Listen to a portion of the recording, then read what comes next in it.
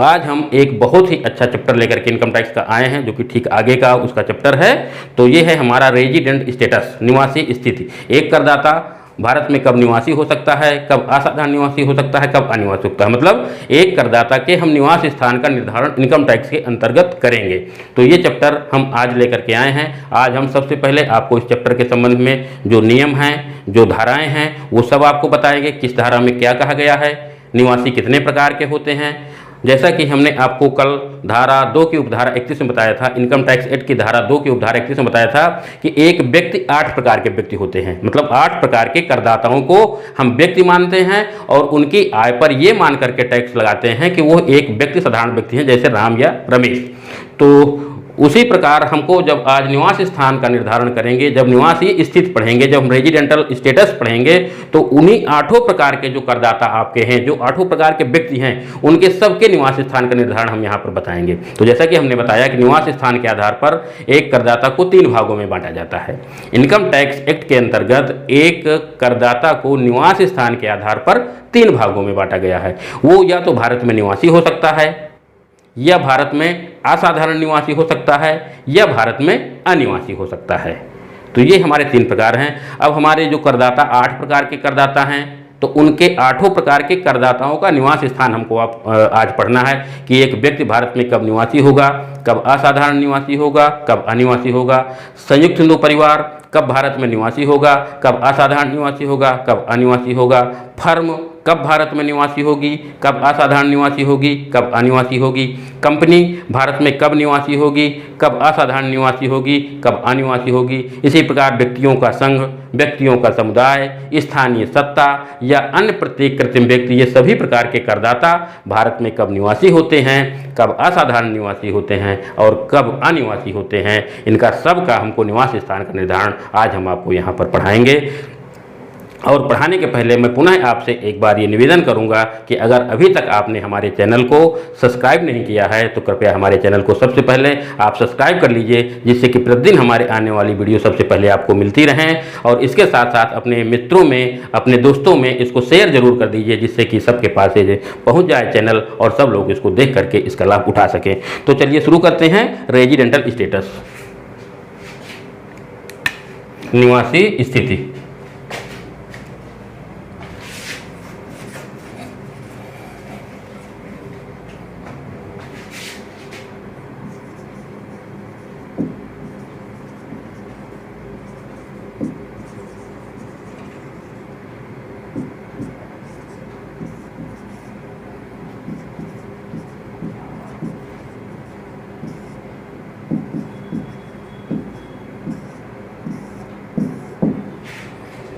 देखिए, आयकर अधिनियम के अंतर्गत एक करदाता का कर भार उसकी निवासी स्थिति के आधार पर निर्धारित किया जाता है।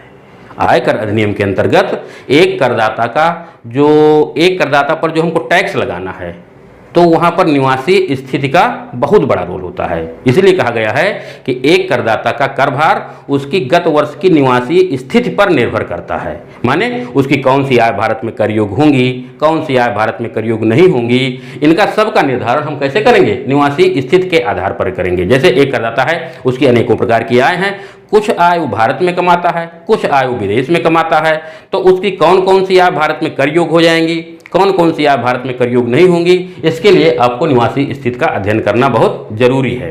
और आपको ये बता दूं कि एक बहुत इंपॉर्टेंट चैप्टर है और प्रतिवर्ष इससे लगभग प्रश्न पूछे ही जाते हैं, तो इसको आपको बहुत ध्यान से पढ़ना है। और इसके जो MCQs क्वेश्चन हैं उनको भी बहुत ध्यान से पढ़ना है, क्योंकि इससे निश्चित है कि 1 या 2 प्रश्न आपको मिल ही जाएंगे। तो एक करदाता का निवास स्थान निर्धारण करने के लिए हमको सबसे पहले देखना पड़ेगा कि करदाता निवास स्थान के आधार पर कितने प्रकार के होते हैं। तो हमने जैसा कि आपको बताया कि निवास स्थान के आधार पर करदाता 3 प्रकार का होता है। नंबर 1 निवासी, जिसको हम कहते हैं रेजिडेंट। दूसरा होता है असाधारण निवासी, असाधारण निवासी, इसको हम कहते हैं नॉट ऑर्डिनरी रेजिडेंट।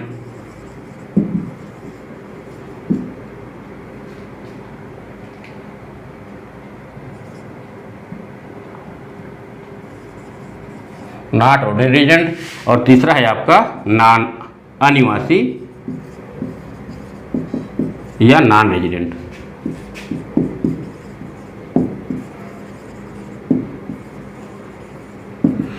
तो ये आपके 3 प्रकार के करदाता हैं, या तो भारत में निवासी हो सकता है, या भारत में असाधारण निवासी हो सकता है, या भारत में अनिवासी हो सकता है।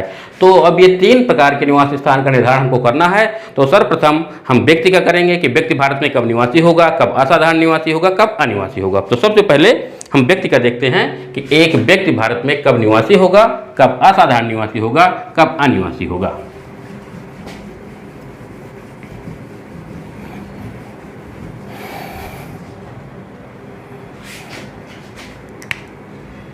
तो नंबर 1 आपका है व्यक्ति, इसको हम कहते हैं पर्सन। और व्यक्ति के निवास स्थान का निर्धारण करने के लिए इनकम टैक्स एक्ट में दिया हुआ धारा 6 की उपधारा फर्स्ट, धारा 6 की उपधारा फर्स्ट में दिया हुआ है कि एक व्यक्ति के निवास स्थान का निर्धारण किस प्रकार करेंगे। तो एक व्यक्ति के निवास स्थान का निर्धारण, जैसा कि हमने अभी आपको बताया कि एक व्यक्ति भारत में 3 प्रकार का हो सकता है। पहले देखेंगे कि वो भारत में निवासी कब होगा।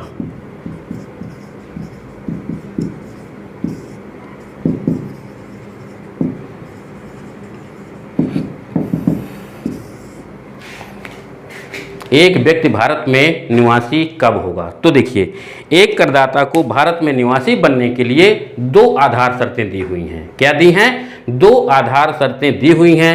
उन 2 आधार शर्तों में से अगर कोई करदाता एक आधार शर्त पूरी कर लेता है तो भारत में निवासी बन जाता है।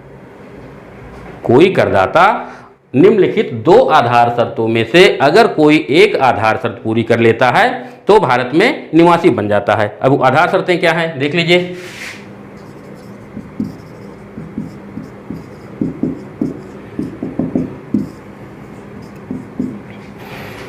वह संबंधित गत वर्ष में कम से कम 182 दिन या इससे अधिक अवधि के लिए भारत में रहा हो। जिस गत वर्ष के हम निवास स्थान का निर्धारण कर रहे हैं, उस गत वर्ष में कम से कम उसको 182 दिन या इससे अधिक अवधि के लिए भारत में रहना चाहिए। तो हमारी जो पहली आधार शर्त है तो वह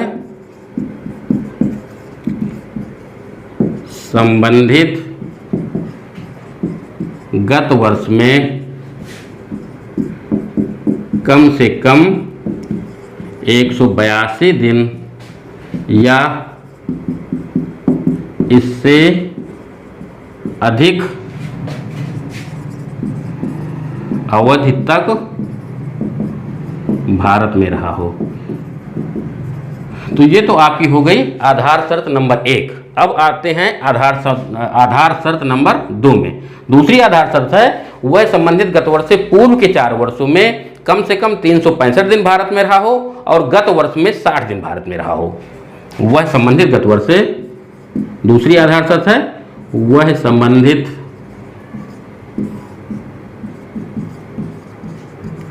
गत वर्ष से पूर्व के 4 वर्षों में कम से कम 365 दिन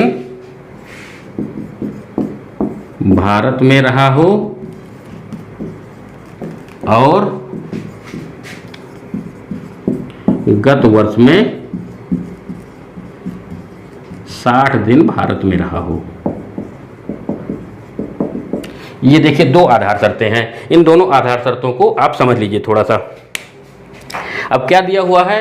पहली आधार शर्त है कि वह संबंधित गत वर्ष में कम से कम 182 दिन या इससे अधिक अवधि के लिए तक भारत में रहा हो, और दूसरा है वह संबंधित गत वर्ष से पूर्व के 4 वर्षों में कम से कम 365 दिन भारत में रहा हो और गत वर्ष में 60 दिन भारत में रहा हो। अगर कोई करदाता को भारत में निवासी बनना है तो ये जो आपकी 2 आधार शर्तें दी हुई हैं, इन 2 आधार शर्तों में कम से कम एक आधार शर्त का पूरा करना जरूरी है। अब आधार शर्तें क्या है? पहला, मतलब जिस गत वर्ष के हम निवास स्थान का निर्धारण कर रहे हैं उस गत वर्ष में उसको 182 दिन भारत में रहना चाहिए। मतलब एक वर्ष में आप जानते हैं कि 365 दिन या 366 दिन होते हैं। तो एक वर्ष में जब 365 दिन होते हैं तो इन 365 दिन में अगर कोई करदाता गत वर्ष में 182 दिन भारत में रह लेता है तो ये मान लिया जाता है कि उसने आधार शर्त नंबर 1 को पूरा कर लिया।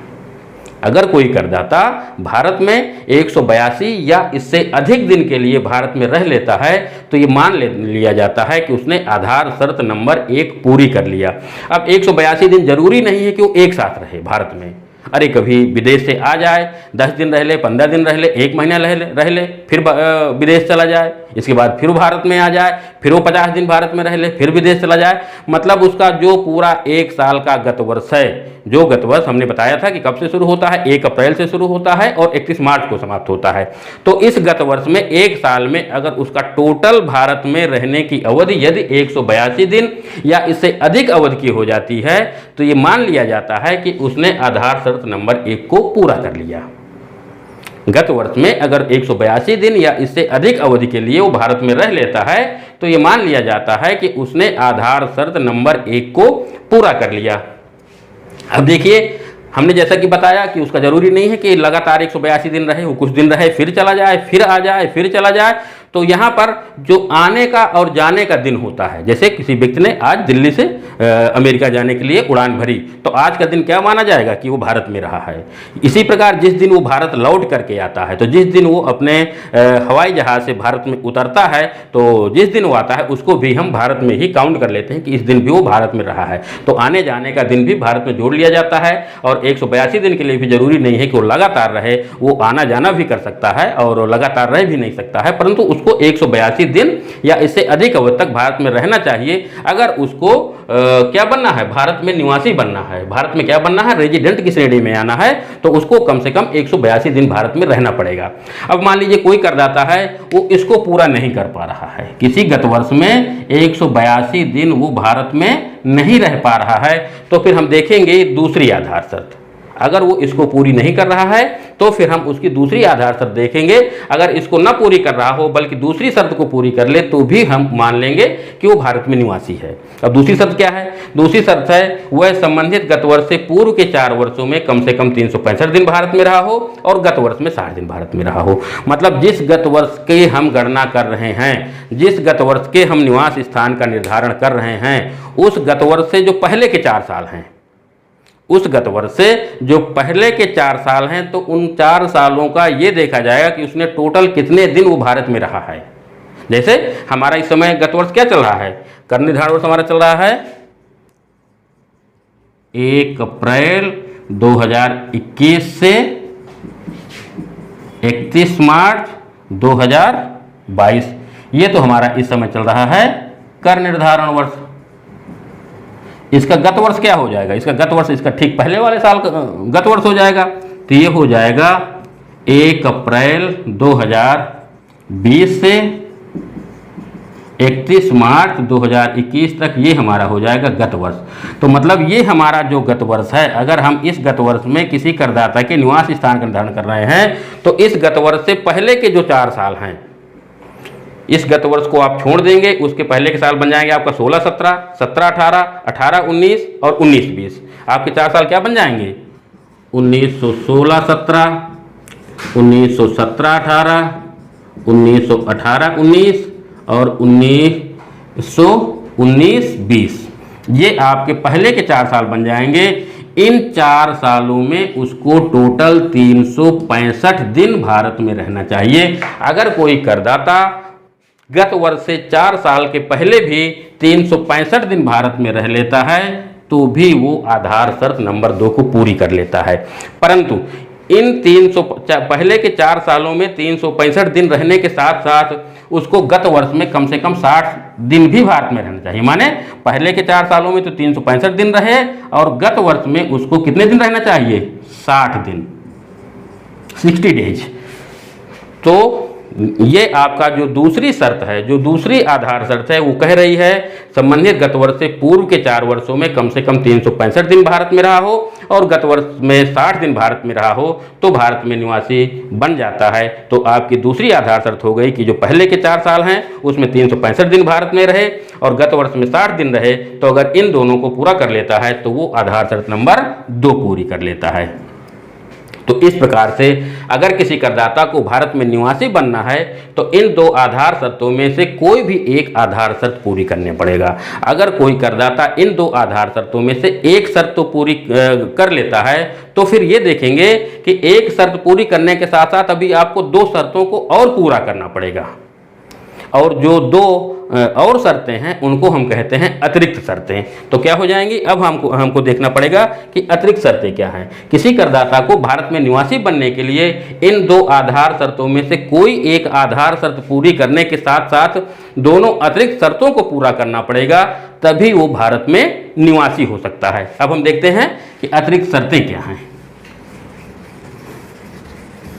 एडिशनल कंडीशंस, ये आपकी हो गई बेसिक कंडीशंस, और जो अब हम देखेंगे वो है अतिरिक्त शर्तें या एडिशनल कंडीशन।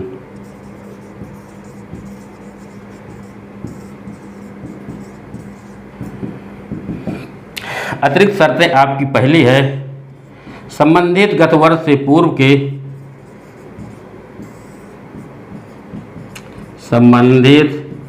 गत वर्ष से पूर्व के 10 वर्षों में कम से कम 2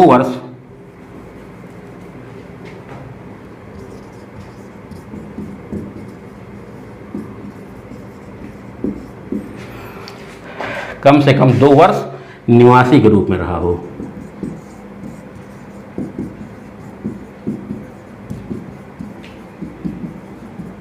और दूसरी आधार शर्त भी लिख लीजिए, दूसरी अतिरिक्त शर्त भी लिख लीजिए, वह संबंधित गत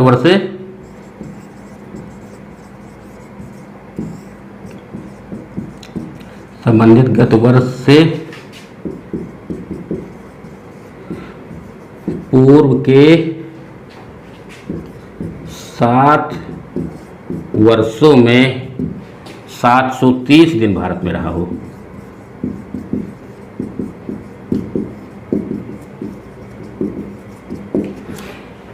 तो ये आपकी दो अतिरिक्त शर्तें हो गई। किसी व्यक्ति को, किसी करदाता को भारत में निवासी बनने के लिए ये जो दो आधार शर्तें हैं इनमें से कोई एक आधार शर्त पूरी करनी पड़ेगी, और एक आधार शर्त पूरी करने के साथ साथ ये जो दोनों आपकी अतिरिक्त शर्तें हैं इन दोनों अतिरिक्त शर्तों को पूरा करना पड़ेगा। जब कोई करदाता एक आधार शर्त और दो अतिरिक्त शर्तों को पूरा कर लेता है तो भारत में निवासी बन जाता है। अब अतिरिक्त शर्तें आपकी क्या हैं? अतिरिक्त शर्त है, संबंधित गत वर्ष से पूर्व के 10 वर्षों में कम से कम 2 वर्ष भारत में निवासी के रूप में रहा हो। मतलब भारत में जो जिस गत वर्ष का हम गणना कर रहे हैं उससे पहले के 10 साल देखे जाएंगे, और 10 साल में ये देखा जाएगा कि क्या वह 2 साल या इससे अधिक अवधि तक भारत में निवासी रहा है कि नहीं रहा है। यदि वो पिछले 10 सालों में 2 साल तक भारत में निवासी के रूप में रह चुका होता है तो ये मान लिया जाता है कि अतिरिक्त शर्त उसने पहली वाली पूरी कर लिया। अब दूसरी अतिरिक्त शर्त है, संबंधित गत वर्ष से पूर्व के 7 वर्षों में कम से कम 730 दिन भारत में रहो। अब जो जिस गत वर्ष की हम गणना कर रहे हैं उससे पहले के 7 साल देखेंगे कि 7 सालों में किस साल कितने दिन भारत में रहा है, उनका पूरा कैलकुलेशन करेंगे, और उन 7 वर्षों का जोड़ यदि 730 दिन आ जाता है, 7 वर्षों का जोड़ यदि 730 दिन आ जाता है तो ये मान लिया जाता है कि उसने कंडीशन नंबर 2 भी पूरी कर लिया है। संबंधित गत वर्ष से पूर्व के 10 वर्षों में कम से कम 2 वर्ष भारत में निवासी के रूप में रहा हो, और संबंधित गत वर्ष से पूर्व के 7 वर्षों में कम से कम 730 दिन भारत में रहा हो। तो अगर कोई करदाता इन दोनों अतिरिक्त शर्तों को पूरा कर लेता है तो भारत में निवासी बन जाता है।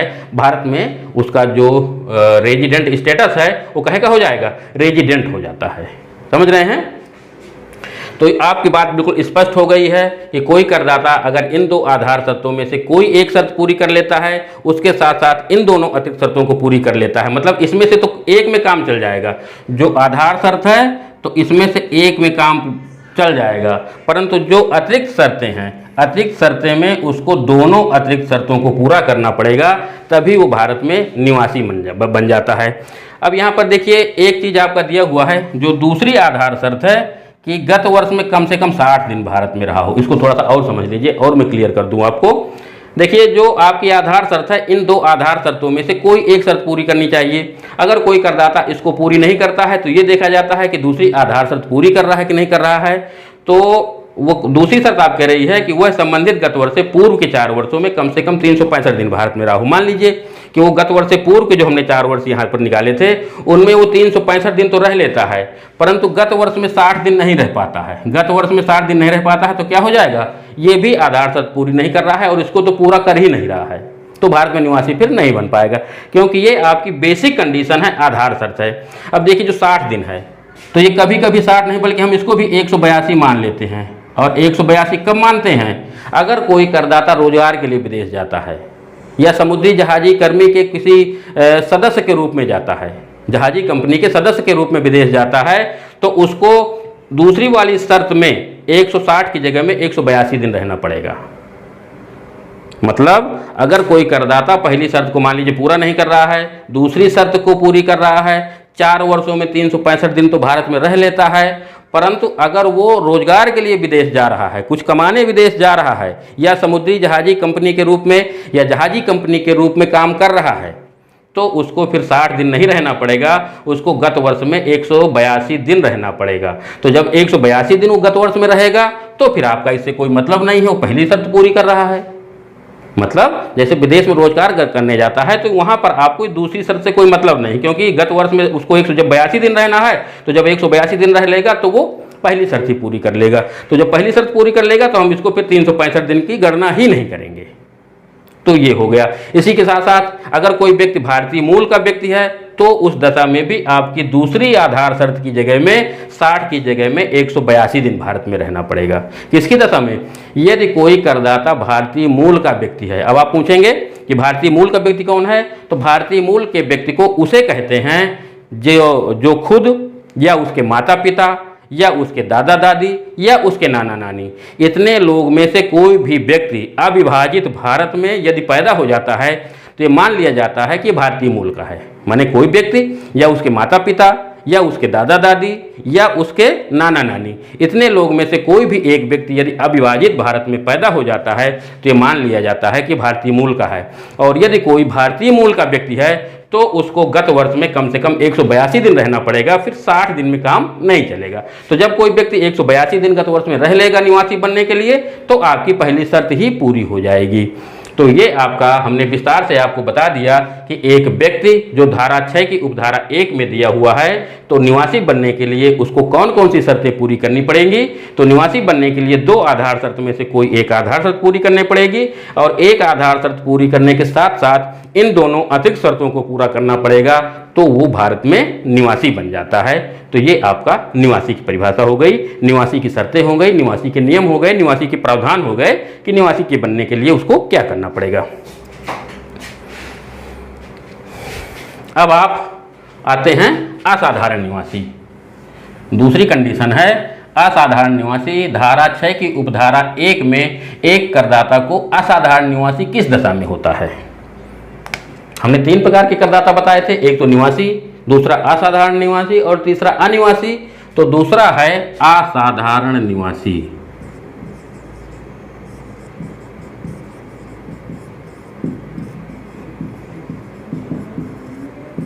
इसको कहते हैं नॉट ऑर्डिनरी रेजिडेंट।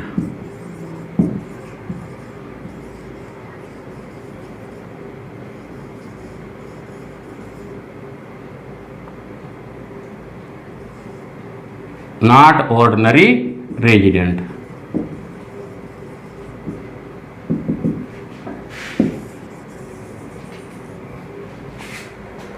देखिए एक करदाता भारत में असाधारण निवासी किस दशा में होता है। तो एक करदाता भारत में असाधारण निवासी उस दशा में होता है जब वह, ये जो 2 आधार शर्तें हमने अभी आपको बताई हैं, जब वह इन 2 आधार शर्तों में से कोई एक आधार शर्त तो पूरी कर लेता है, कोई एक आधार शर्त तो पूरी कर लेता है, परंतु इन दोनों अतिरिक्त शर्तों को पूरा नहीं करता है, तो भारत में असाधारण निवासी हो जाता है। एक करदाता भारत में असाधारण निवासी कब होता है, जब इन 2 आधार शर्तों में से कोई एक शर्त तो पूरी कर लेता है, वो ये तो इसको पूरा कर लेता है या इसको पूरा कर लेता है, परंतु ये हमारी जो अतिरिक्त शर्तें हैं इनको यदि वह पूरा नहीं करता तो वह भारत में असाधारण निवासी हो जाता है। इसके अलावा आपकी कोई प्रावधान नहीं है।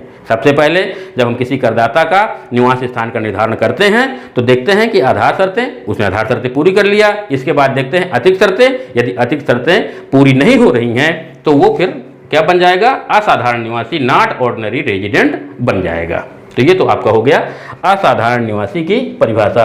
अब तीसरा है अनिवासी।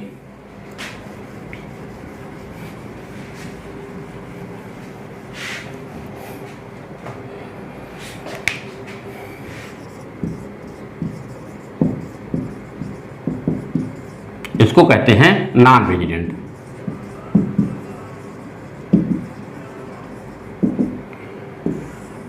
अब देखिए अनिवासी कौन है।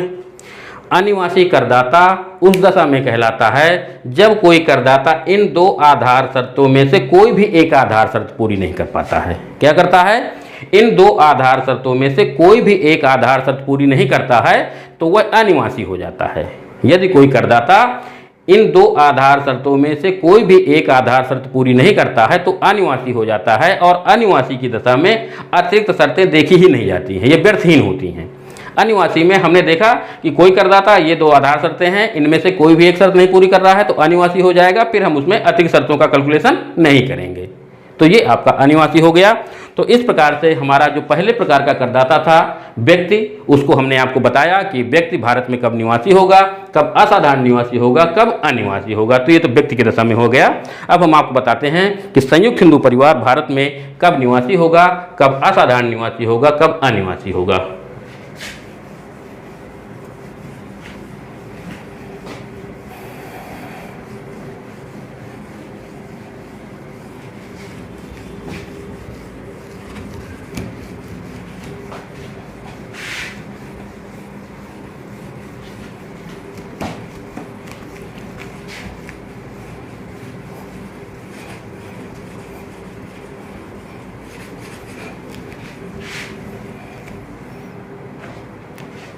संयुक्त हिंदू परिवार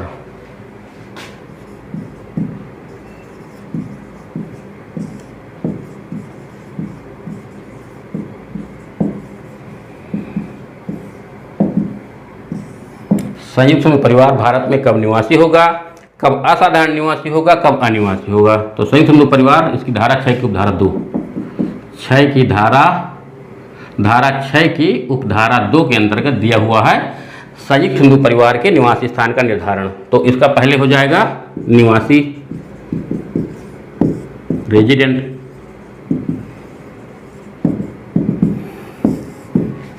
देखिए, एक संयुक्त हिंदू परिवार निवासी उस दशा में होता है जब उसका नियंत्रण या प्रबंध पूर्णतया या आंशिक रूप से भारत में स्थित है।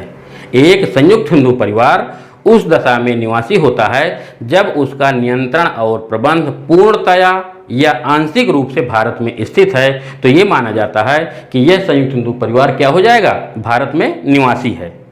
मतलब निवासी बनने के लिए क्या करना पड़ेगा,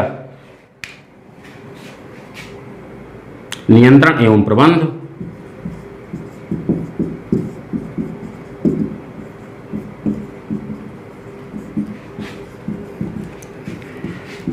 पूर्णतया या आंशिक रूप से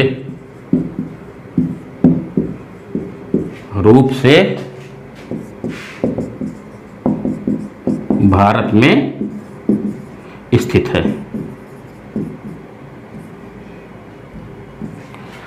कोई संयुक्त हिंदू परिवार भारत में कब निवासी होगा, जब उसका नियंत्रण या प्रबंध पूर्णतया भारत में स्थित है। अब ये नियंत्रण एवं प्रबंध क्या है, नियंत्रण एवं प्रबंध उसको कहते हैं जहां से व्यापार के चलाने की रूपरेखा बनाई जाती है, जहां से हम उसकी नीतियां करते हैं कि हमको कौन सा व्यापार करना है, किस प्रकार करना है, कहां से माल लाना है, कहां से पैसा लाना है। जहां पर हम मीटिंग करते हैं, परिवार के सभी सदस्य मिलकर के कोई मीटिंग कर रहे हैं कि हमको इस प्रकार से करना है, फला व्यक्ति ये काम देखेगा।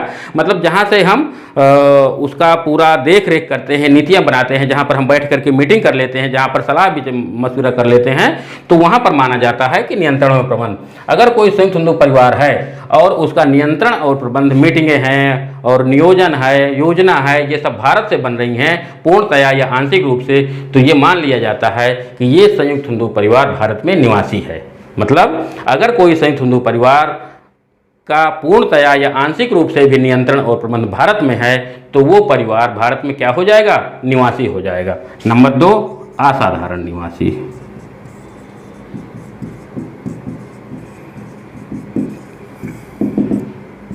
अब देखिए, संयुक्त हिंदू परिवार असाधारण निवासी किस दशा में होते हैं?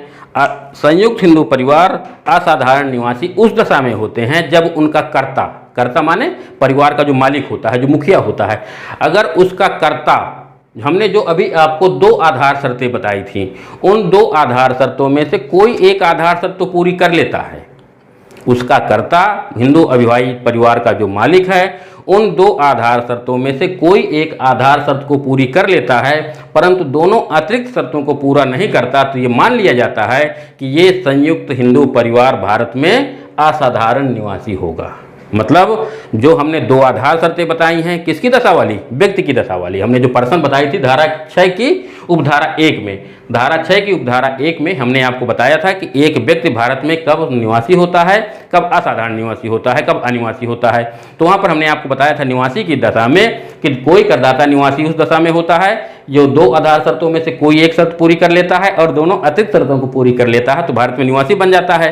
इसी प्रकार एक संयुक्त हिंदू परिवार जो कि धारा 6 की उपधारा 2 में दिया हुआ है, उसको असाधारण निवासी बनने के लिए केवल हम उन शर्तों को देखेंगे। क्या बनने के लिए? केवल असाधारण निवासी बनने के लिए हम व्यक्ति वाली आधार शर्तों को देखेंगे कि यदि उसका परिवार का कर्ता या परिवार का मालिक 2 आधार शर्तों में से कोई एक आधार शर्त तो पूरी कर लेता है, परंतु दोनों अतिरिक्त शर्तों को पूरी नहीं करता, तो वो भारत में असाधारण निवासी हो जाएगा। इसमें लिख लीजिए, यदि संयुक्त हिंदू परिवार, यदि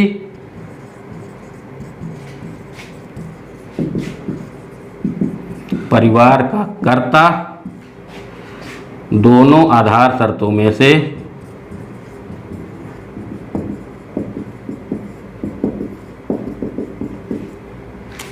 एक आधार शर्त तो पूरी कर लेता है, एक आधार शर्त तो पूरी कर लेता है, परंतु दोनों अतिरिक्त शर्तों को पूरा नहीं करता, तो वह परिवार असाधारण निवासी होगा।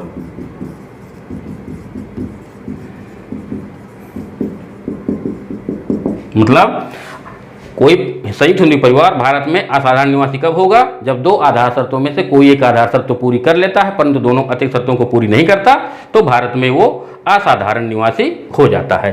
अब तीसरा है अनिवासी, माने नॉन रेजिडेंट।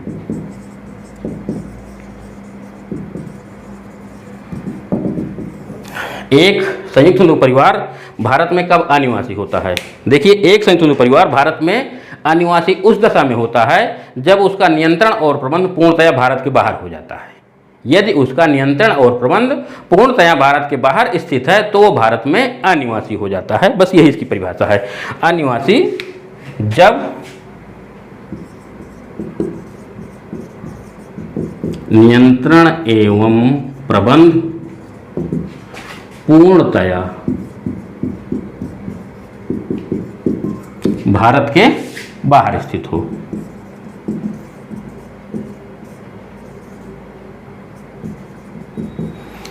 तो संयुक्त हिंदू परिवार जब उसका नियंत्रण और प्रबंध पूर्णतया भारत के बाहर स्थित हो जाता है, तो भारत में अनिवासी हो जाता है। तो इस प्रकार से अभी हमने आपको बताया कि एक संयुक्त हिंदू परिवार भारत में कब निवासी होगा, कब असाधारण निवासी होगा और कब अनिवासी होगा। अब हम आपको बताएंगे फर्म व व्यक्तियों का संघ भारत में कब निवासी होगा, कब असाधारण निवासी होगा, कब अनिवासी होगा। जैसा कि हमने अभी आपको बताया था कि हमने करदाता आपको धारा 2 की उपधारा 31 के अंतर्गत 8 प्रकार के करदाता बताए थे, और उन 8 प्रकार के करदाताओं का निवास स्थान आपको पढ़ना है। एक व्यक्ति भारत में कब निवासी है, कब असाधारण निवासी, कब अनिवासी है। संयुक्त हिंदू परिवार भारत में कब निवासी है, कब असाधारण निवासी है और कब अनिवासी है। इसी प्रकार अब आपको पढ़ना है एक फर्म भारत में कब निवासी है, कब असाधारण निवासी है और कब अनिवासी है।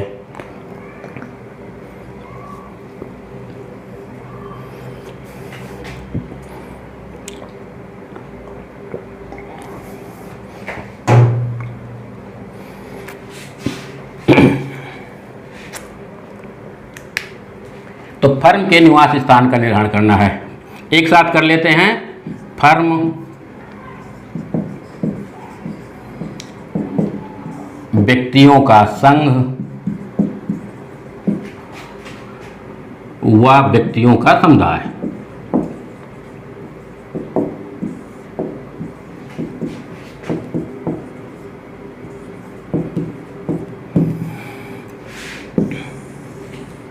ये फर्म, व्यक्तियों का संघ व व्यक्तियों का समुदाय, इनके निवास स्थान का निर्धारण करना है कि एक फर्म भारत में कब निवासी होगी, कब असाधारण निवासी होगी, कब अनिवासी होगी।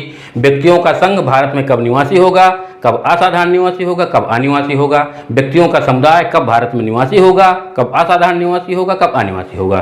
तो नंबर 1 निवासी।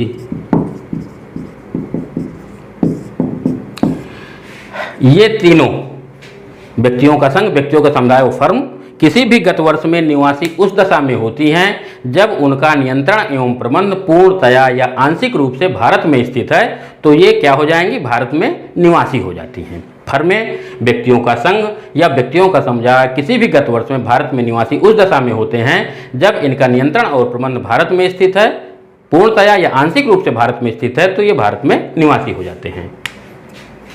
लिखिए, इनका नियंत्रण एवं प्रबंध पूर्णतया या आंशिक रूप से भारत में स्थित हो। यदि इनका नियंत्रण और प्रबंध पूर्णतया या आंशिक रूप से भारत में स्थित है तो ये भारत में निवासी हो जाते हैं। नियंत्रण और प्रबंध हमने आपको बता दिया है, जहां पर इनके संचालकों की या इनके सदस्यों की मीटिंगें होती हैं, जहां से योजना बनाई जाती है, जहां से नीतियां निर्धारित होती हैं, तो माना जाता है कि यहाँ से इनका नियंत्रण और प्रबंध है। अगर इनका फर्म का या व्यक्तियों के संघ का अगर नियंत्रण प्रबंध भारत में पूर्णतया या आंशिक रूप से है तो ये भारत में निवासी हो जाते हैं। नंबर 2 असाधारण निवासी, नॉट ऑर्डिनरी रेजिडेंट। ये तो आपका था रेजिडेंट, ये नॉट ऑर्डिनरी रेजिडेंट, ये नहीं होते हैं।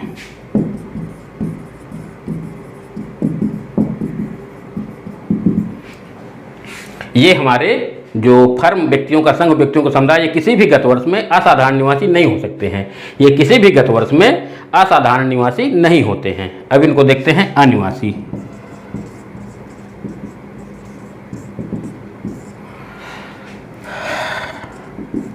अगर इनका नियंत्रण पूर्णतया भारत के बाहर है।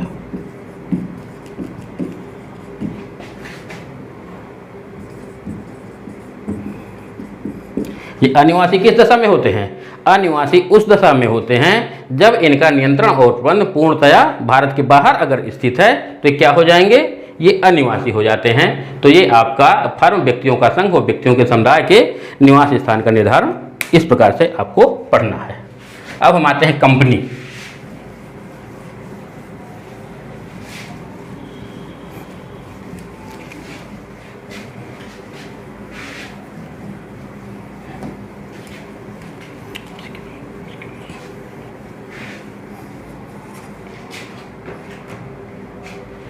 कंपनी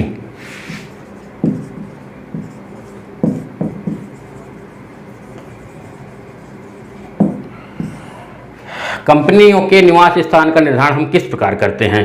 कंपनियों के निवास स्थान का निर्धारण हम किस प्रकार करते हैं? देखिए, कोई कंपनी है, चाहे प्राइवेट कंपनी हो, चाहे सरकारी कंपनी हो, चाहे लिमिटेड कंपनी हो, चाहे जिस प्रकार की कंपनी हो, तो आपने देखा होगा, कंपनी ला पढ़ा होगा, कंपनियां अनेकों प्रकार की होती हैं। तो अब हम उन कंपनियों के निवास स्थान का निर्धारण करते हैं। तो उनका निवास स्थान का निर्धारण किस प्रकार करते हैं? कंपनी भारत में निवासी कब होती है? नंबर 1, वह भारतीय कंपनी हो, और नंबर 2, उस गत वर्ष में उसका नियंत्रण और प्रबंध भारत में स्थित हो। एक कंपनी भारत में निवासी कब होती है? नंबर 1, वह भारतीय कंपनी हो। शर्तें, निम्नलिखित 2 शर्तों में से कोई एक शर्त पूरी कर रहा हो। निम्नलिखित 2 शर्तों में से कोई भी एक शर्त पूरी करने पर निवासी हो जाती है, निवासी हो जाती है। शर्तें क्या हैं? नंबर 1, वह भारतीय कंपनी हो,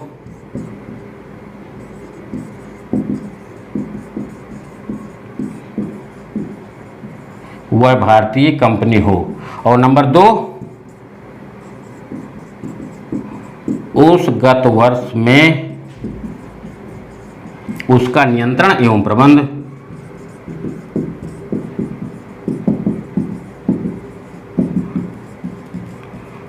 पूर्णतया भारत में स्थित हो।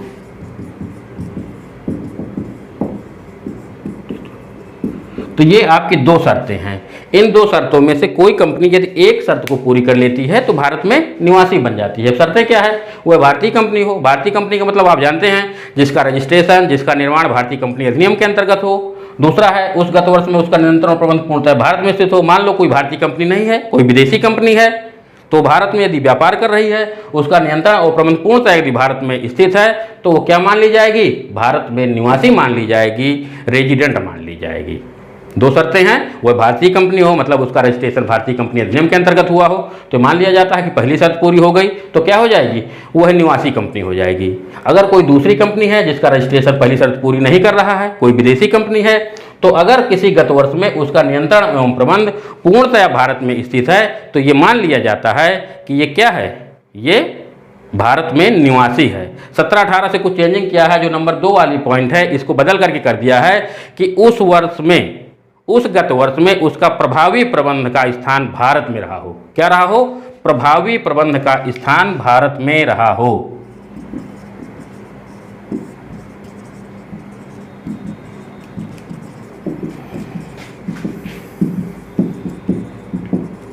ये आपका 2017-18 में नंबर 2 के स्थान पर जोड़ दिया गया, इसके स्थान पर ये जोड़ दिया गया है। मतलब उसका गत वर्ष नियंत्रण और प्रबंध है, वही चीज़ प्रभावी नियंत्रण का स्थान, प्रभावी प्रबंध का स्थान। प्रभावी प्रबंध भी वही है जहाँ पर उसकी नीतियाँ बन रही हो, जहाँ उसके संचालकों की मीटिंग होती हो, जहाँ जो पैसे की व्यवस्था करते हो, जहाँ से पूरा रूपरेखा बनाते हो, तो वही चीज़ है। 2 वाला ही यहाँ पर भी है। तो ये आपका जो कोई भी कंपनी इन 2 शर्तों में से अगर कोई एक शर्त पूरी कर लेती है तो भारत में क्या बन जाती है? निवासी बन जाती है। अब आते हैं असाधारण निवासी।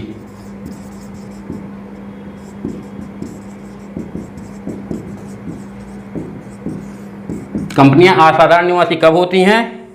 कंपनियां असाधारण निवासी नहीं होती हैं। लिखिए, असाधारण निवासी नहीं होती हैं। कंपनियां क्या होती हैं? असाधारण निवासी नहीं होती हैं। अब आते हैं अनिवासी। कंपनियां या तो निवासी हो सकती हैं या अनिवासी हो सकती हैं। अब अनिवासी कौन कंपनियां होंगी? अगर कोई कंपनी उपर्युक्त 2 शर्तों, अगर कोई कंपनी उपर्युक्त 2 शर्तों में से कोई भी शर्त पूरी नहीं करती। अगर कोई कंपनी है जो ये 2 शर्तें आपकी दी हुई हैं, इन 2 शर्तों में से कोई भी एक शर्त पूरी नहीं करती है, तो क्या बन जाती है? अनिवासी कंपनी हो जाती है। तो ये तो हमारी कंपनियों का निवास स्थान था। एक कंपनी निवासी तब होती है जब 2 शर्तों में से कोई एक शर्त पूरी कर लेती है, तो निवासी हो जाएगी। कंपनियां असाधारण निवासी नहीं होती हैं। कोई कंपनी इन 2 शर्तों में से कोई भी शर्त पूरी नहीं करती है, तो वो अनिवासी हो जाती हैं। अब आपका लास्ट है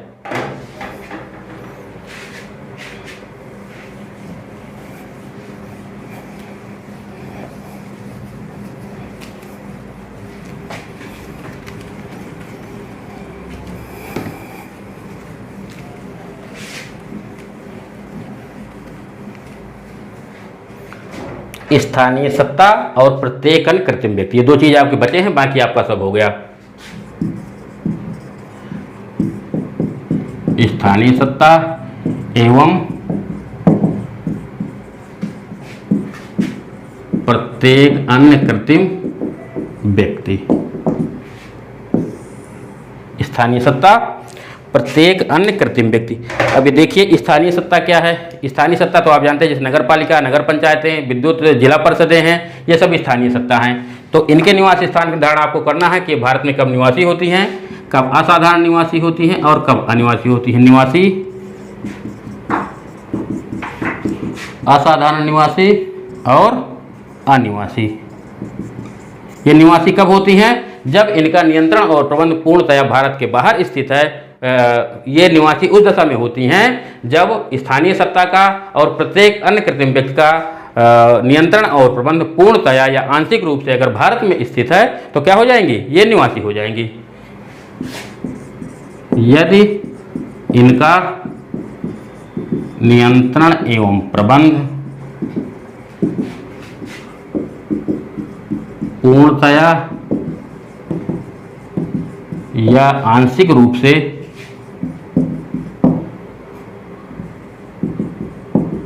भारत में स्थित हो।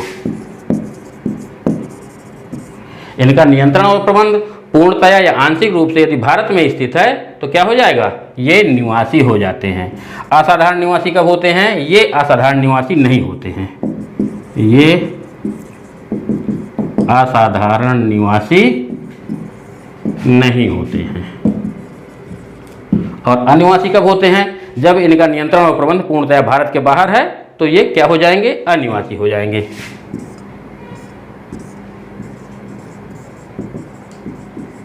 यदि इनका नियंत्रण एवं प्रबंध पूर्णतया भारत के बाहर स्थित हो, तो ये आपका था स्थानीय सत्ता एवं प्रत्येक अन्य कृत्रिम व्यक्ति। अगर इनका नियंत्रण प्रबंध भारत में है तो ये भारत में निवासी हो जाएंगे। ये भारत में असाधारण निवासी नहीं होते हैं और ये अनिवासी उस दशा में होते हैं यदि इनका नियंत्रण और प्रबंध भारत के बाहर स्थित है। यहाँ पर एक छोटी सी चीज़ आपको और बता दें, अगर कोई करदाता, जैसे जानते हैं कि आय के अनेकों स्रोत होते हैं, भारत में निवास स्थान का निर्धारण उसका हो जाता है कि वो भारत में निवासी है या असाधारण निवासी है या अनिवासी है। तो आय के जितने भी स्रोत हैं सभी स्रोतों में उसके निवास स्थान वही रहेगा। जैसे ऐसा नहीं है कि इनकम फ्रॉम सैलरी में तो निवासी है, इनकम फ्रॉम हाउस प्रॉपर्टी में असाधारण निवासी है, इनकम फ्रॉम अदर सोर्सेज में अनिवासी, ऐसा नहीं है। उसका जो निवास स्थान होता है तो उस गत वर्ष के लिए उसका सभी आयों के लिए, सभी टैक्सों के लिए वही निवास स्थान उसका रहता है, उसका परिवर्तन नहीं होता। ये धारा 6 की उपधारा 5 में दिया हुआ है कि उसका निवास स्थान सेम रहता है।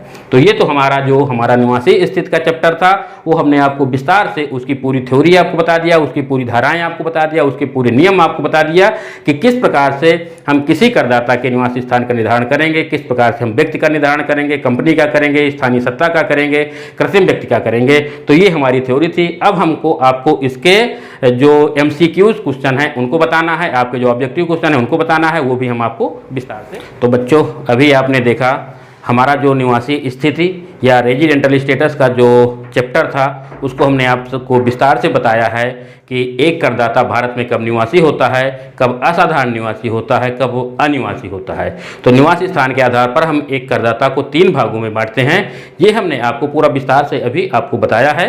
इसके पूरे जो 8 प्रकार के करदाता बताए थे, व्यक्ति, संयुक्त परिवार, फर्म, व्यक्तियों का संघ, व्यक्तियों का समुदाय, स्थानीय सत्ता, कंपनी, प्रत्येक अन्य कृत्रिम व्यक्ति, उनके सबका निवास स्थान हमने आपको अभी विस्तार से बताया है। अब उसी थ्योरी के आधार पर, उन्हीं धाराओं के आधार पर आपको जो MCQs क्वेश्चन हैं तो वो सब आपको बताना है, वो क्वेश्चन आपको देखना है। बहुविकल्पीय प्रश्न वो आपको लेकर के अब आपके सामने डिस्कस करूंगा मैं। तो आइए बिना देर किए हुए शुरू करते हैं। पहला प्रश्न ये है, नंबर 1, असाधारण निवासी कौन हो सकता है? आयकर अधिनियम में असाधारण निवासी कौन हो सकता है? नंबर 1, साझेदारी फर्म, नंबर 2, कंपनी, नंबर 3, व्यक्तियों का संघ और नंबर D, हिंदू अविभाजित परिवार। ये 4 आपके ऑप्शन दिए हुए हैं और चारों ऑप्शन में आपसे ये पूछा गया है कि असाधारण निवासी कौन होता है। हमने आपको बताया था कि आयकर अधिनियम के अंतर्गत एक करदाता को निवास स्थान के आधार पर 3 भागों में बांटा गया है। या तो भारत में निवासी हो सकता है, या भारत में असाधारण निवासी हो सकता है, या भारत में अनिवासी हो सकता है। तो देखिए, जो धारा आयकर अधिनियम की धारा 2 की उपधारा 31 में मैंने जो आपको 8 प्रकार के करदाता बताए हैं, 8 प्रकार के व्यक्ति बताए हैं कि जो 8 प्रकार के करदाता हैं, तो इनको हम व्यक्ति मान करके इनकी आय पर कर लगाते हैं। तो वो जो 8 प्रकार के करदाता हैं, उनमें से केवल 2 ही ऐसे करदाता हैं जो असाधारण निवासी होते हैं। 2 ही ऐसे करदाता हैं जो किसी भी गत वर्ष में भारत में नॉट ऑर्डिनरी रेजिडेंट या असाधारण निवासी होते हैं।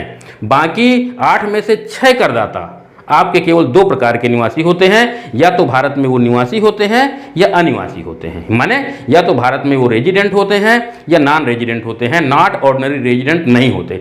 परंतु केवल 2 करदाता, एक तो व्यक्ति जो आपका 6 की उपधारा 1 में दिया हुआ है, एक व्यक्ति, और एक 6 की उपधारा 2 में दिया हुआ है संयुक्त हिंदू परिवार या हिंदू अविभाजित परिवार। ये 2 ऐसे करदाता हैं जो किसी भी गत वर्ष में निवासी भी होते हैं, असाधारण निवासी भी होते हैं और अनिवासी होते हैं। बाकी इन 2 के अलावा बाकी जितने भी प्रकार के व्यक्ति हैं, जितने भी प्रकार के करदाता हैं, वो भारत में या तो निवासी होते हैं या अनिवासी होते हैं। जैसे फर्म है वो भारत में निवासी होगी या अनिवासी होगी, कंपनी है वो भारत में निवासी होगी या अनिवासी होगी, स्थानीय सत्ता है वो भारत में निवासी होगी या अनिवासी होगी, प्रत्येक अनकृत्रिम व्यक्ति है वो भारत में निवासी होगी या अनिवासी होगी। तो यहाँ पर आपसे पूछा गया है कि असाधारण निवासी कौन हो सकता है। साझेदारी फर्म ये आपकी असाधारण निवासी नहीं होती है, कंपनी है ये भी आपकी असाधारण निवासी नहीं होती है, व्यक्तियों का संघ ये भी आपका असाधारण निवासी नहीं होता है।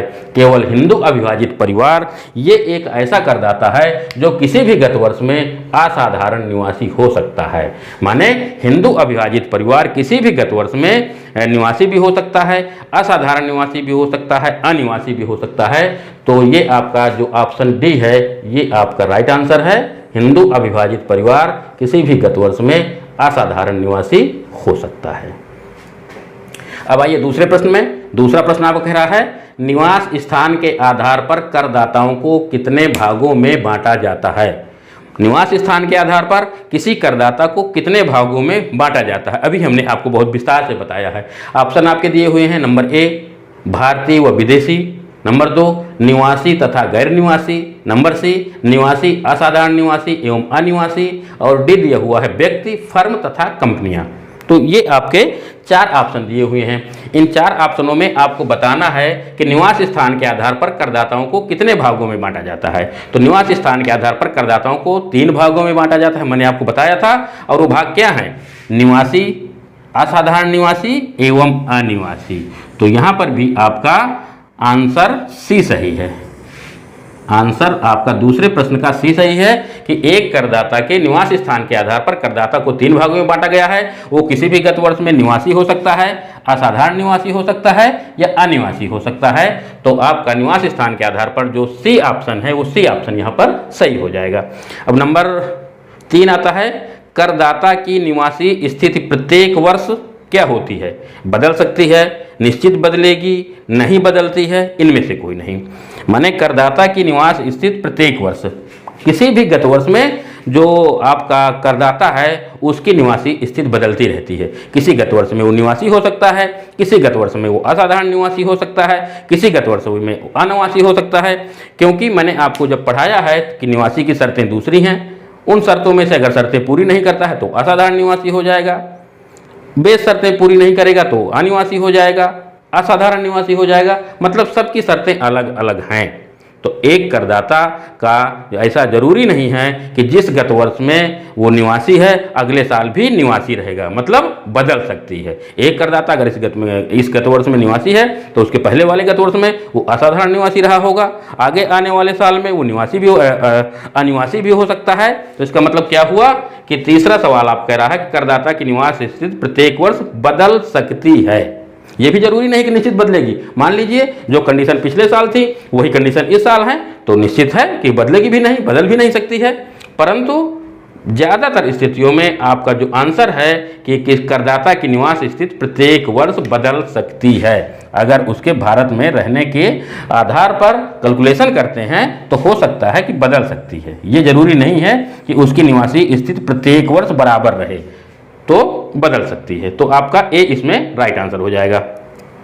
चौथा है, निवास स्थान के आधार पर करदाताओं को कितनी श्रेणियों में विभाजित किया जा सकता है। निवास स्थान के आधार पर करदाताओं को कितने भागों में बांटा जा सकता है, आपको कम से कम 10वीं बार में बता चुका हूं आपको।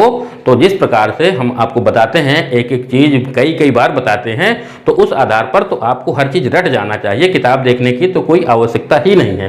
कई बार बताया कि निवास स्थान के आधार पर करदाता को 3 भागों में बांटा जाता है। कितने भागों में बांटा जाता है? 3 भागों में। कौन कौन से भाग हैं वो? या तो भारत में नंबर 1 निवासी हो सकता है, नंबर 2 असाधारण निवासी हो सकता है, और नंबर 3 अनिवासी हो सकता है। मतलब number 1 resident, number 2 not ordinary resident, और 3 नॉन रेजिडेंट। कोई करदाता को कितने श्रेणियों में बांटा जाएगा? 3 श्रेणियों में। तो यहां पर भी जो आपका नंबर बी है ये आपका सही आंसर हो जाएगा।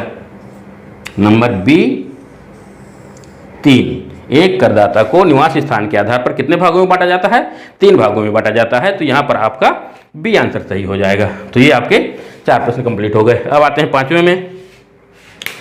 एक भारतीय नागरिक जो किसी गत वर्ष में रोजगार हेतु विदेश जाता है, निवासी के लिए उसे भारत में कितने दिन रहना होगा? एक भारतीय नागरिक जो किसी गत वर्ष में रोजगार हेतु विदेश जाता है, तो निवासी बनने के लिए उसे भारत में कितने दिन रहना होगा? हमने आपको बताया था कि जब कोई करदाता भारत में निवासी बनता है तो निवासी बनने के लिए क्या कंडीशंस हैं? हमने आपको बताई थी कि कोई करदाता 2 आधार शर्तों में कम से कम एक आधार शर्त पूरी कर रहा हो। पहली आधार शर्त क्या है? वह संबंधित गत वर्ष में कम से कम 182 दिन या इससे अधिक अवधि के लिए भारत में रहा हो। हमने अभी आपको थोड़ी देर पहले बहुत विस्तार से पढ़ाया है। और दूसरी आधार शर्त क्या बताई थी? वह संबंधित गत वर्ष से पूर्व के 4 वर्षों में, संबंधित गत वर्ष से पूर्व के 4 वर्षों में कम से कम 365 दिन भारत में रहा हो, और गत वर्ष में कम से कम 60 दिन भारत में रहा हो। तो आपकी दूसरी कंडीशन है। तो अब यहाँ पर आपका दिया है एक भारतीय नागरिक जो गत वर्ष में रोजगार हेतु विदेश जाता है, परंतु मैंने आपको 2 कंडीशन और बताई थी कि अगर कोई करदाता भारत मूल का भारत का व्यक्ति है, भारत का नागरिक है, और वो रोजगार के लिए विदेश जाता है। कहाँ जाता है? रोजगार के लिए विदेश जाता है। तो जो दूसरी कंडीशन है, दूसरी आधार शर्त क्या थी? दूसरी जो बेस कंडीशन थी, जो आपकी आधार शर्त नंबर 2 थी, उसमें दिया था संबंधित गत वर्ष से पूर्व के 4 वर्षों में 365 दिन भारत में रहा हो, और गत वर्ष में 60 दिन भारत में रहा हो। परंतु यदि कोई व्यक्ति भारत का नागरिक विदेश रोजगार के लिए जाता है, तो 60 दिन के स्थान पर उसको यहाँ पर भी दूसरी कंडीशन में भी 182 दिन भारत में रहना पड़ेगा। माने गत वर्ष से पूर्व के 4 वर्षों में 365 दिन तो रह ही रहा है, इसके अलावा जो गत वर्ष में 60 दिन भारत में रहा हो, परंतु वो अगर रोजगार के लिए विदेश जाता है तो उसको 182 दिन रहना पड़ेगा। गत वर्ष में 60 दिन नहीं माना जाएगा। तो यहाँ पर भी आपका क्या हो जाएगा? अगर कोई व्यक्ति गत वर्ष में रोजगार हेतु विदेश जाता है तो उसको निवासी बनने के लिए कितने दिन भारत में रहना पड़ेगा? नंबर ए 182 दिन भारत में रहना पड़ेगा। तो ये ए आपका सही ऑप्शन हो जाएगा। 182 दिनों भारत में रहेगा अगर रोजगार हेतु विदेश जाता है। परंतु अगर रोजगार हेतु नहीं जाता है तो यहाँ पर क्या हो जाएगा? संबंधित गत वर्ष से पूर्व के 4 वर्षों में 365 दिन भारत में रहे, और गत वर्ष में 60 दिन भारत में रहे। परंतु स्पष्ट रूप से कह रहा है कि रोजगार हेतु विदेश जाता है। तो जब रोजगार हेतु विदेश जाता है तो उसको 182 दिन ही भारत में रहना पड़ेगा। ये आपका जो 60 दिन का है उसका अपवाद है। विदेश जाने की दशा में या रोजगार के लिए विदेश जाने की दशा में ये आपका अपवाद है। ये 60 दिन का अपवाद है, यहाँ पर उसको 182 दिन रहना पड़ेगा। अब नंबर सी है, एक कंपनी गत वर्ष में नहीं होती, निवासी, असाधारण निवासी, अनिवासी और इनमें से कोई नहीं। हमने आपको बताया है कि एक कंपनी गत वर्ष में क्या नहीं होती है? एक कंपनी गत वर्ष में क्या नहीं होती है? असाधारण निवासी नहीं होती है, नॉट ऑर्डिनरी रेजिडेंट नहीं होती है। हमने जब आपको कंपनियों का निवासी स्थान पढ़ाया है वहाँ पर बताया है कि एक कंपनी निवासी कब होती है? जब वह निम्नलिखित 2 शर्तों में से कोई एक शर्त पूरी कर लेती है। नंबर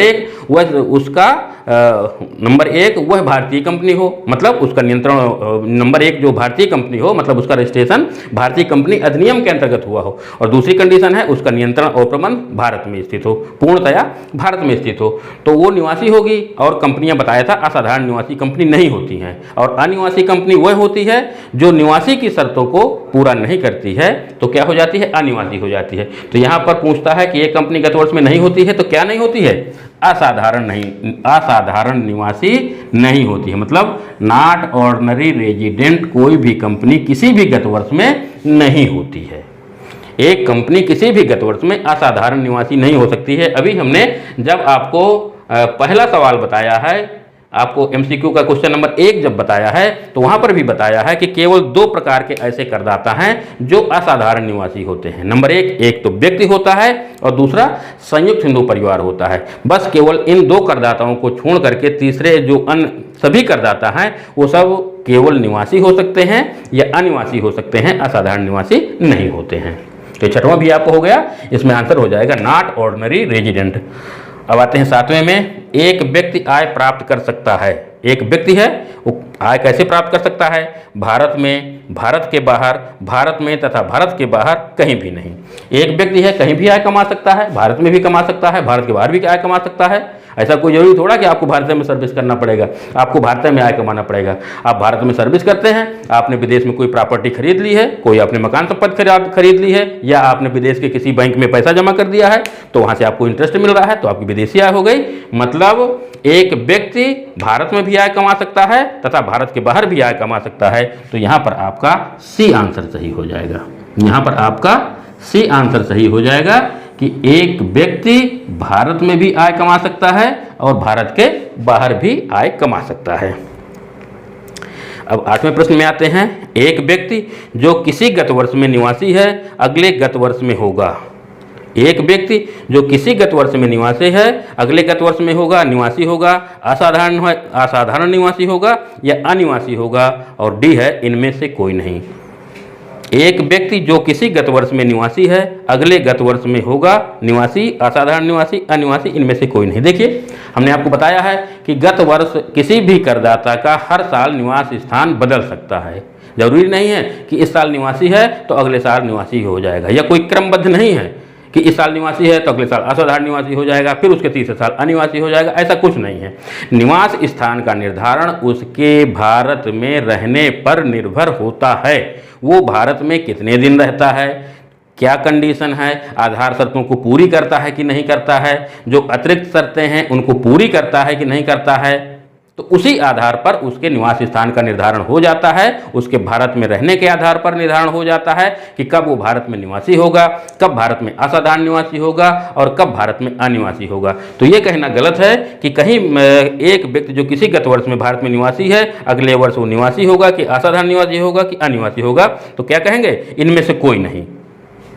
अगले साल का हमें पता नहीं है, जब उसका हमें पता चल जाएगा कि कितने दिन भारत में रहा है तो उसका कैलकुलेशन करेंगे। कैलकुलेशन करने के बाद पता चलेगा कि वो भारत में निवासी होगा कि असाधारण निवासी होगा कि अनिवासी होगा। तो आपका जो आंसर हो जाएगा तो हो जाएगा एक व्यक्ति जो किसी गत वर्ष में निवासी है अगले गत वर्ष में होगा, इनमें से कोई नहीं। ये आपका राइट आंसर है।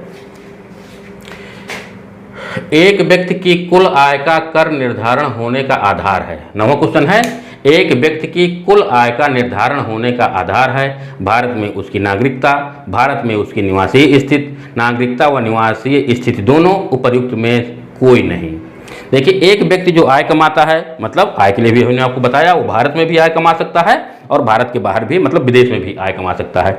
तो उसकी जो आय है, तो आय मतलब टोटल इनकम, मतलब जो अनेक आय के जो स्रोत हैं उसका निर्धारण हम कैसे करते हैं, निर्धारण का आधार क्या है, उसकी नागरिकता को देख करके करेंगे कि भाई आपकी ये आय भारत की है तो इस पर आपको टैक्स देना है, ये आय विदेश की है इस पर आपको टैक्स नहीं देना है। तो क्या उसकी नागरिकता को देख करके उसका निर्धारण करेंगे या उसकी निवासीय स्थिति को देख करके करेंगे या नागरिकता और निवासीय स्थिति दोनों को देख करके निर्धारित करेंगे कि आपकी इस आय पर टैक्स लगेगा और इस आय पर टैक्स नहीं लगेगा। तो इनकम टैक्स में नागरिकता से आपका कोई मतलब नहीं है कि अगर कोई व्यक्ति नागरिक है और उसकी विदेशी आय है तो उस पर टैक्स लगना है कि नहीं लगना है।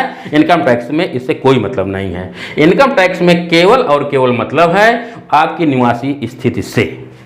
ये नंबर बी, इनकम टैक्स में जो आय पर कर लगाने का आधार है या कुल आय का निर्धारण का आधार है वो क्या हो जाएगा, भारत में उसकी निवासी स्थिति। हम आगे इसके जो नेक्स्ट जो वीडियो अपलोड करेंगे उसमें आपको बहुत विस्तार से पढ़ाएंगे कि एक करदाता यदि भारत में निवासी है तो उसकी कौन कौन सी आयों पर टैक्स लगेगा, एक करदाता यदि भारत में नॉट ऑर्डिनरी रेजिडेंट है तो उसकी कौन कौन सी आयों पर टैक्स लगेगा, एक व्यक्ति या एक करदाता यदि भारत में अनिवासी है तो उसकी कौन कौन सी आयों पर टैक्स लगेगा। ये हम आपको नेक्स्ट वीडियो में बताएंगे, क्योंकि अब आगे यही आ रहा है। तो यहाँ पर आपको ये ध्यान देना है कि किसी की कुल आय का निर्धारण कैसे करते हैं, उसकी निवासी स्थिति के आधार पर करते हैं कि अगर निवासी होगा तो कौन कौन सी आयों पर टैक्स लगेगा, असाधारण निवासी होगा तो कौन सी आयों पर टैक्स लगेगा, अनिवासी होगा तो कौन सी आयों पर टैक्स लगेगा। तो केवल और केवल निवासी स्थिति के आधार पर हम उसके कुल आय की गणना करते हैं। और लास्ट हमारा प्रश्न है, पाकिस्तान में कृषि से आय। पाकिस्तान में कृषि से आय कर योग्य होगी निवासी की दशा में, असाधारण निवासी की दशा में, अनिवासी की दशा में, या इनमें से कोई नहीं। देखिए दोस्तों, अभी हम आपको विस्तार से आगे जब हमारे नेक्स्ट वीडियो हमारे आएंगे उसमें बताएंगे कि भारत में जो कृषि आय होती है वो पूरी तरह से कर मुक्त होती है। भारत में जो कृषि आय होती है वो पूरी तरह से कर मुक्त होती है। किस तरह कर मुक्त होती है, किस प्रकार से उन पर टैक्स की गणना करेंगे, कैसे उसका टोटल इनकम में जोड़ेंगे, ये सब आपको नेक्स्ट वीडियो में ये सब बताएंगे। परंतु यहाँ पर आपको केवल इतना बता दें कि एक करदाता की जो कृषि आय होती है वो पूरी तरह से कर मुक्त होती है। परंतु यदि वही कृषि योग्य भूमि विदेश में है और विदेश से आपको कोई कृषि आय हो रही है, वो आपकी टैक्सेबल हो जाती है। एक करदाता की कृषि आय पूरी तरह से कर मुक्त होती है, परंतु कौन सी कृषि आय, जो आपकी भारत में कृषि योग्य भूमि पर हो रही हो। आपके अगर भारत में ही कोई कृषि योग्य भूमि है, उससे आपको कोई आय हो रही है, तो हमारे भारत में कृषि योग्य जो भूमि है, कृषि आय है, वो पूरी तरह से कर मुक्त होती है। परंतु वही कृषि योग्य भूमि आपकी अगर विदेश में है और उस कृषि योग्य भूमि पर अगर कोई आय हो रही है तो पूरी तरह से कर योग्य हो जाती है। मतलब विदेशी कृषि आय पूरी तरह से कर योग्य होती है। अब आपका 10वां प्रश्न बता रहा है कि पाकिस्तान में कृषि से आय कर योग्य होगी। पाकिस्तान में आपका कोई कृषि योग्य भूमि है, उसकी आय हो रही है, तो आपका जैसे कि हमने बताया क्या हो जाएगी, कर योग्य हो जाएगी। और किस दिशा में कर योग्य हो जाएगी, निवासी की दशा में कर योग्य हो जाएगी। और ये किस दशा में कर योग्य हो जाएगी, निवासी की दशा में कर योग्य हो जाएगी। तो दोस्तों, ये हमारे कुछ प्रश्न थे, महत्वपूर्ण एमसीक्यूज प्रश्न रहे हैं, उनको हमने आपको पूरा डिस्कस कर दिया। इससे पहले हमने रेजिडेंट स्टेटस की पूरी थ्योरी आपको बता दिया है। पूरी थ्योरी बताने के बाद ये हमने आपको पूरे जो भी ऑब्जेक्टिव प्रश्न थे वो सब डिस्कस कर दिया है। बहुत इंपॉर्टेंट प्रश्न है, जैसे कि हमने बताया था कि ज़्यादातर इसके प्रश्न आते हैं, तो आपको बहुत विस्तार से इनको पढ़ना है, पूरी थ्योरी आपको पढ़ना है। और अब इस प्रकार से ये हमारे प्रश्न हैं। तो पुनः आपसे एक बार निवेदन करूँगा कि आपने अगर अभी तक हमारे चैनल को सब्सक्राइब नहीं किया है तो आप हमारे चैनल को सब्सक्राइब कर लीजिए और अपने दोस्तों में इसको शेयर जरूर कर दीजिएगा। बस इसी के साथ मैं अपनी बात समाप्त करता हूँ। जय हिंद, जय भारत।